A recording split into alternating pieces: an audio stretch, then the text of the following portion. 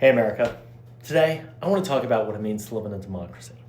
Not just the joys of it, but the complexities and challenges that come along with it. Democracy, as you may or may not know, it's not always perfect. It doesn't always give us the results we want as individuals, and it's often messy, contradictory, and frequently frustrating.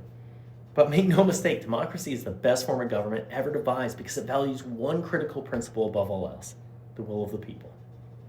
Now, in just under a week, Donald Trump, the 47th President of the United States, will take the oath of office. This is not just a historic moment because it marks his return to the White House. Unfortunately, it's also historic because he will be the first convicted felon to hold the office of president. Let that sink in for a moment. A man with 34 felony convictions will become the leader of the free world. Now, to many Americans, including myself, this is a bitter pill to swallow. After all, shouldn't justice be equal? Shouldn't no one, not even a president, be above the law? The answer is yes, justice should be equal. And yet this situation presents us with somewhat of a paradox. Because in a democracy, the will of the people matters even more than our individual notions of justice. Donald Trump won the election. He did so under the laws and frameworks that we, the people, have established. And we must respect that outcome, even if we find it difficult. Judge Merchan's decision to impose an unconditional discharge, which means, let's be clear about this, no prison time, no fines, no restrictions, it may seem like an abdication of justice. But if you look closer, it's a reflection of the extraordinary responsibilities we place on the presidency.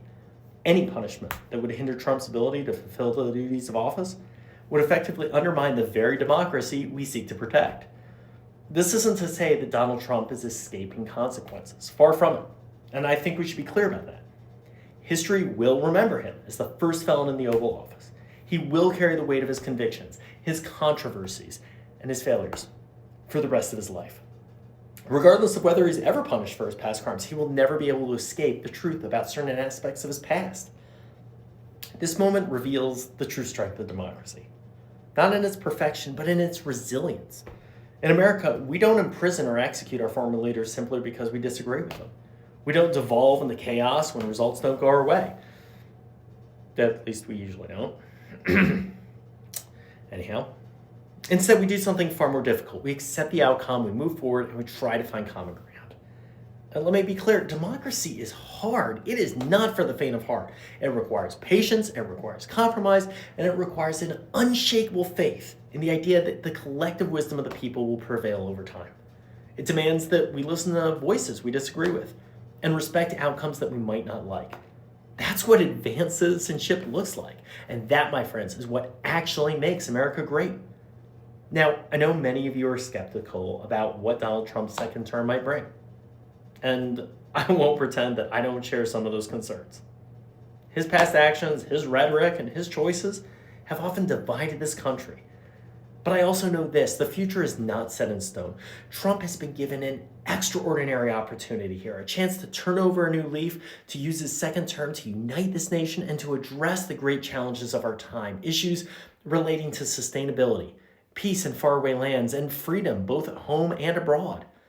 Whether or not he seizes this opportunity, that remains to be seen.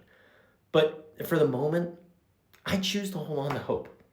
Because if we abandon hope, we abandon the very thing that makes progress possible.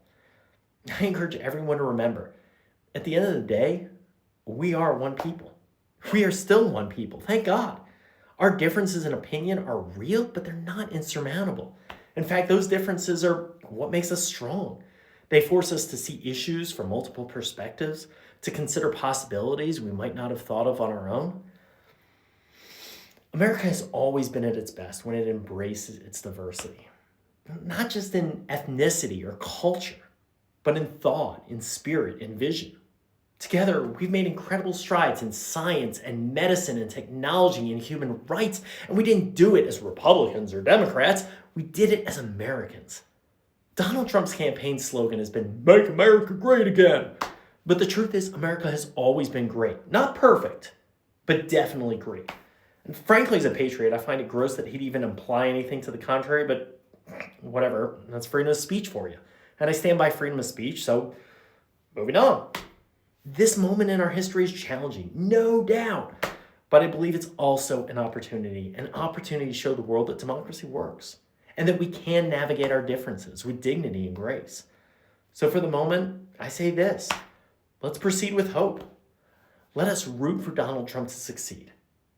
Not as the partisan ideologue so many are pressuring him to be, but as someone capable of rising above the cheap politics of today and being an advocate for all Americans, left, right, and center, red, blue, and purple, everyone.